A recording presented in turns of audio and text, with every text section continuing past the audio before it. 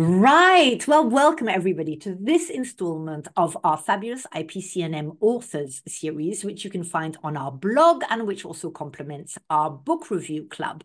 So this is where us wannabe authors actually get to soak up the wisdom and pick the brains of those famous 3% who actually finish and actually have a book published. So I'm absolutely delighted to have today acclaimed speaker and strategist Dawn McGruer, who's the author, amongst others, I have now discovered, of the best-selling book, Dynamic Digital Marketing. So hello, Dawn. Thank you for being Hello. here. Pleasure to be here. Thank you for the invite. Now, did I just understand you're actually writing your third book? I am, yes. So it's all under wraps at the moment. But I wrote my first book 20 years ago. And then my most recent book, Dynamic Digital Marketing, was published with my publishers, Wiley, in December 2019, beginning of 2020. So, yes. So you felt it was time for a new one. So, I mean, first of all, why did you, so 20 years ago, you were ready, right? So what prompted you, first of all? Why did you feel that you needed to write a book? It was a crazy time because I had left my corporate job. I had started my marketing agency, and it was the time that the internet had just sort of began. And I'd taken the sort of audacious challenge to set the business up. And at that time, I started writing a book. And, if I look back on it, I have no idea why. Good idea, because I had so many pressures. I had a Yeah. mortgage, I had offices, and I was writing this book, and it was actually to raise money for cancer research campaign. And they endorsed it. So Nigel Hawthorne was actually a key endorsement because he was going through cancer at Wow. the time. And the reason I wrote it was I'd had quite a horrific experience of, with death. And I'd experienced 6 deaths in 6 months. And at that age, I was kind of like 19, 20. It was a lot to process. And I very much heavily thrown myself into work. And I felt that I needed some outlet, some way of Right. processing what had happened. So I started to write my story. And as I'd started to reach out to other people who I knew who'd had similar things, the idea of writing a book where we had 37 authors and we had celebrities like Philip Schofield, from Anna Walker, who was doing the holiday program, so Nigel Hawthorne and various others, who came forward to share the story of overcoming adversity and trying to show kind of that every cloud had a silver lining.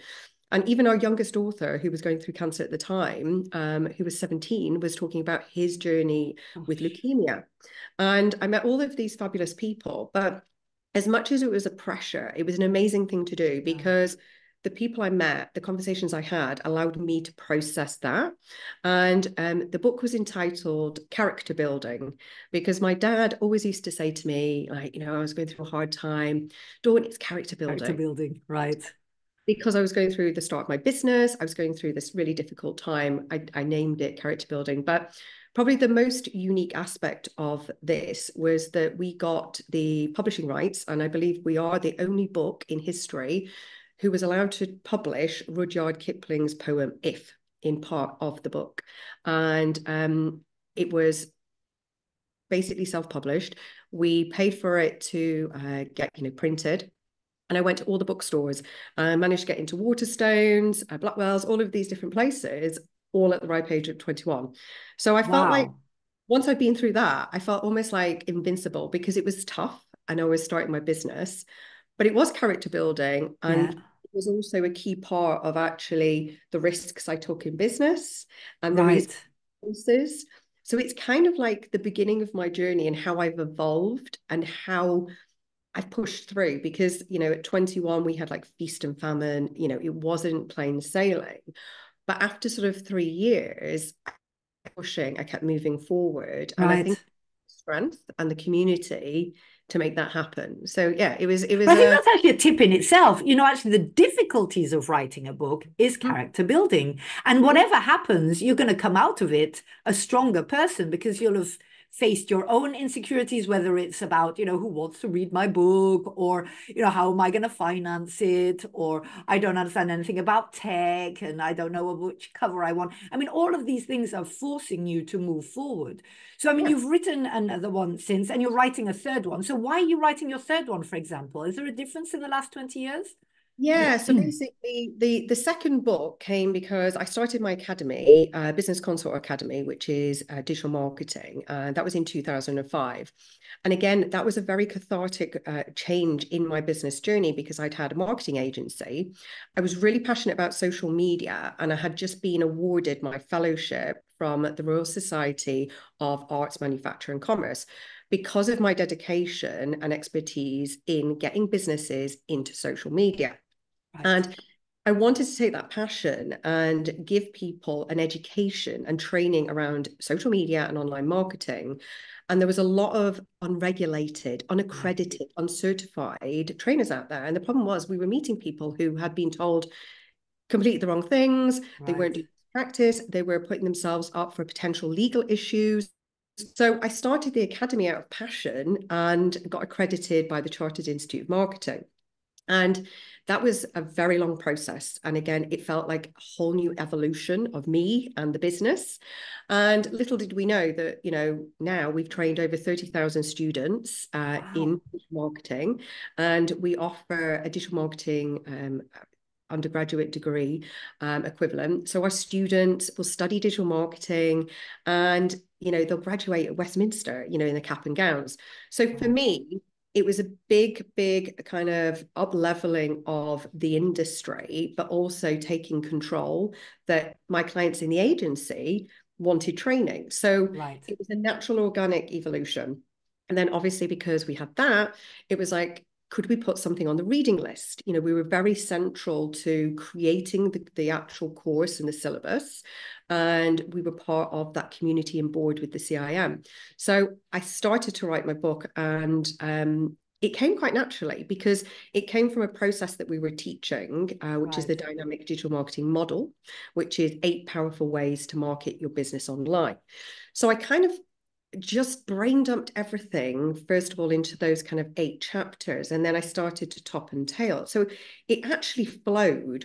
But Right. when I read through, it needed more kind of referencing, the harder referencing side of things. It needed the graphics. So So you had it your was, structure, right? yeah, it was a very long process. I So I mean, would had, that be a tip you would have for the audience? Lots of people do have like yeah, a training program or something, instead of recreating the wheel and getting lost in what goes in, what doesn't go in. definitely use that framework and plot the chapters. Now, with a business book, you don't write the full book. First of all, you go and complete a proposal. So I went on to one of the publishers' websites and I looked for their proposal documents. And there were certain publishers that, for the type of book I was writing, I really wanted it to be on the reading list for the qualification I offered. I really wanted the CIM to stock it. And I chose Wiley. Now, I don't know whether this was my naivety or what, but I literally went to one publisher and I sat in my hotel room in London and I did a 12-page book proposal, felt very proud of myself, and then decided, right, I'm going to email it to Wiley. So I merrily emailed it off, and then I waited, and then I waited, and nothing happened. And it kind of dented me a little bit. It was in the September of 2018. And I thought, do you know what? I'll pick it up maybe like in April, May, and I'll have another push and push it out there. And I'd kind of shied away because we all have that Yeah. kind of, We don't want to be rejected, right? Yeah. and I was probably protecting myself a little bit. And then the April bank holiday of Easter, I literally found an email and got a call from the editor at Wiley saying, "Hi, Dawn, I've just found your book proposal in my spam." And I just wanted to know whether you still wanted a book contract. So I was like, yes, of course I do. And literally over that weekend, I got the offer. And I used an amazing organization, which is the Authors Society. And I would encourage anyone who's looking to write a book to get in touch with them because they've got amazing resources. And Okay. their legal team, as a member, will help you and guide you on your contract if you decide to go with a publisher. And they agreed an amazing contract, everything I wanted. And within a week, I was done. So I was so excited. But then I had to write the thing, and I was given a month because it had to be out in December. It was the big flagship digital marketing book. And the month of May was pretty tough, I would say. Wow. I was still working full time, obviously, across my businesses. I was traveling a lot. I was speaking. I'd won Best Female Speaker in 2018. So it was a peak time for me to be on stage. And I'm writing a book and I'm doing it You in seem to hotels. thrive with doing everything at the same time. You know, some people do, right? It really I love brings out the that. best in us. I've always done it. And the reason for Mm. that is that you don't tend to focus on one thing. And it means that I don't have any expectation. It's all Yes, like, that stress and that getting, yeah. stuck in a rut and all of that. Yeah. Mm. So eventually, after a lot of Prosecco and writing and time, I kind of finished. And the worst part was once I created it, I felt very comfortable was in it. But when I submitted it to the publishers, they'd never read anything I'd written. So this was the first time.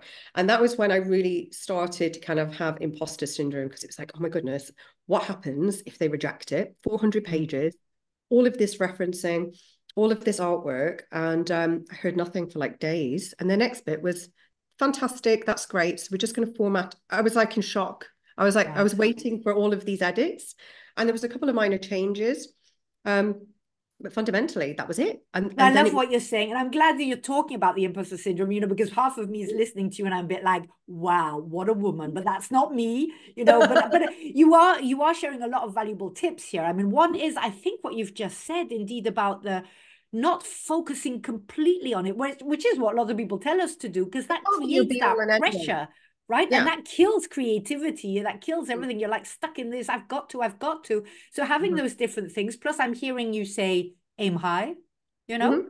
I Yeah. chose one and I went for it. And I was also determination, right? You're not saying it happened overnight. You sat down and you wrote your, I don't know how many page, you well. have to be prepared.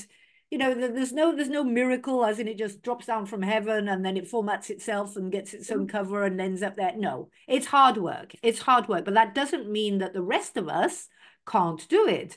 So Mm. it's that grit, that determination, and the way that it all seems to fit in with what you're doing, your journey and the different things that you've done. Somehow a book has popped up each time, right? Always believe that everything evolves organically. So when the book came up, one of the things that when I submitted the manuscript, I was really, really keen that the cover, and normally with publishers, you don't get much input, matched our brand colors. I was really Yes. fortunate that we got that, so that people could align to the website, the academy, the brand, and the qualification, and everyone then got the book. But the worst part was that once it was in flow and it was there, and you had all of your amazing sort of endorsements and things, that you have a waiting game. And that's when the mind monkeys start to come in, because you're like, what happens if the book comes out and nobody buys it?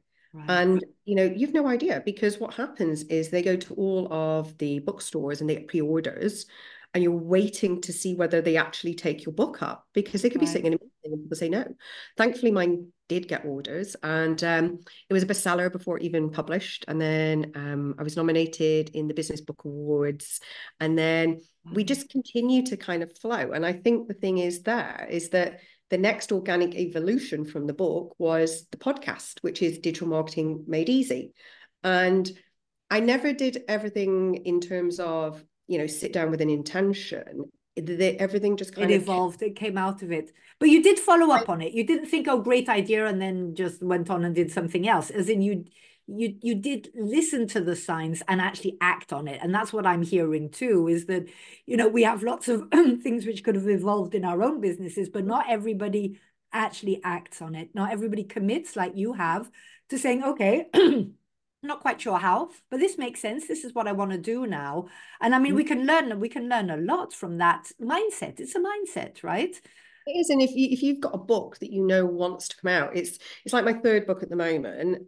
I have everything already and done, but there's something that's just still not sitting. Right. So I always step away, and then I take myself completely out of the business. I'll go away somewhere and I'll reread it, because in this particular book, it's more about my story. It relates more to my other business, which is my coaching academy. And it's all to do with my own journey and Right. sharing more of those mindset. It's a lot more personal. And when you do the first write, it's quite difficult to get that true emotion in. And anyone who's written anything before, you'll know that when you go back to it, it feels almost a little bit sterile. Yeah, a bit dead. And then the emotion starts to come. So, writing doesn't necessarily just come easily. I think it just comes when the time is right. And I think Right. my advice would be, don't push. If the idea is there, let it organically evolve. Give it space, right, to grow. And then be away from everything to feel present in it. And, almost if you're not reading it and feeling that emotion, then your readers won't. And I think this is the difference from doing a business book to doing this one. It's a very different writing process. And do you ever worry about, I mean, obviously you're being very vulnerable, you're putting yourself out there in your story. Do you, I mean, you mentioned people buying before. I think a lot of us as well, some of us, feel like, okay, I just need to write this book. It's in me, as you said before. It could be, therapy. It can be just wanting to serve, wanting to give people what you've learned so far. But then lots of people do worry about, but what if nobody reads it? What if nobody's interested? What if it's just another, what if I get criticized? What if, how do you cope with that sort of thing? I think the thing is I always feel like when you put your head above the parapet, there's always going to be voices, and they could be your own, they could be others. Right. But the thing is that with anything you do, it could be a book, a podcast, whatever, there will always be people who will be triggered by something that you say. To almost like hold on to that sensibility that it's not you and it's not personal. It's something that has given them a sense of triggering. Right. And that when you see, like, for instance, I've had someone trolled me on social media. They didn't like the color of my lipstick. Okay. Who knows? And you have these messages that say, I can't believe you're doing this, or blah, blah, blah, blah.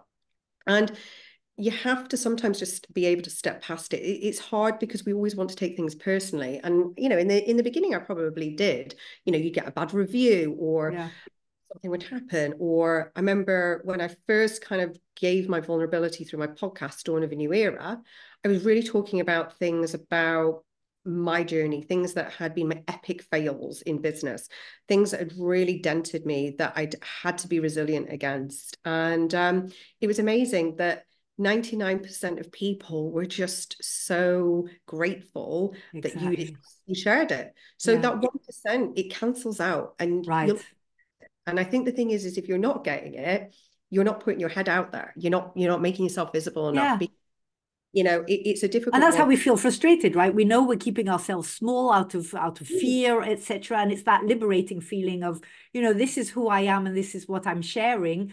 And so, as you say, if you stick your head out, there will be some who will, throw tomatoes at you, but there'll be lots who say thank you, right? Exactly. Living in your true, authentic self, and you're being that person that is who you are, and we have no apologies to give. So I think that you learn to deal with it, and you learn to understand why that person is an issue with what you do. So for me, I always concentrate on the good, and I try and step past the negative side of things. Obviously people are going to have opinions, and that is fine. Yeah, I mean, it means at least it's had an impact, right? I think that's better than having zero readers, full stop, or that nobody seems to have even opened the book. But in business, we don't show up for everybody. We have ideas, and the same goes with your book. You have written it for an audience. So, if somebody went and read my book who had no interest in business and marketing and didn't like it, well, that's fine, because it wasn't written for them. I want to concentrate on the people who are reading my book because they are genuinely interested in it. And, the stories, when people take a picture, and they're on the holidays and they're reading it, or they send me a message, that gives me such deep joy that any negativity instantly dissipates. Right. And it's even just the touching that one person. I remember somebody once said to me, serve the one like you want to serve the many. And if it's only one person who's touched by your book, that's great. Now, just to finish off, give me 3 tips. If you had to choose just 3 short tips to give to the wannabe authors out there who are still, what would you say? I would say, first of all, get your idea down and just brain dump it. Second one is go and look at 3 authors that are in a similar space and try and really understand why your book is different and why is it needed, because that will make you write in a more efficient way, but more actively for that audience, because we don't want the same thing as everybody else. And we want that uniqueness. Now, that will give you the edge and ideas and creativity for everything you don't want and everything that you do. And then probably the last one is that, regardless whether you're self-publishing or publishing, choose the route that feels right in your gut and don't be swayed. If you don't want to publish, don't publish. If you want to go self-publish, do it. At the end of the day, there's pros and cons with both. Like at the end of the day, for me, I don't have any control of Amazon, for my book. I go on, I can see it's in the top 50 all of the time. That's great. It's in all of the shops. I have no control there, but also I don't have to do anything for it to be there. So, with self-publishing, you have all of that control and you have copies of the book yourself. Again, still for me, as I have to go back to the publisher for us to have copies. Yeah. So weigh up what it is that you want the book to do. So for me, it was important for it to be published because it was an academic book. Okay. But for my other book, I could go either way, and that choice is for me to have, because self-publishing or publishing, it will be whatever purpose I want. I will choose that route because of my outcome. And I think the thing is even if people go, oh, you don't want to do this, don't listen. Just go with what feels. Such wise words. Yeah. And just do it. Like the worst thing that's going to happen is someone goes, no. And we've all had no's. And some of the no's I've had have been the best no's ever, because I've forged ahead and done it differently, or I've learned from an epic fail. If I hadn't failed, I really would not have the successes that I've had. So I think very wise words, Dawn. Thank you very, very much. I mean, we need to have you back at some point, because I know you've now moved on and have actually an app as well. So, I mean, we're talking about promoting our business, and that might be the next way to go. So we will have you back for that. But thank you very much. I mean, you're obviously a real powerhouse of a woman, and I'm absolutely delighted that you took time to share with us wannabes here. And good luck with your third book. Keep us posted.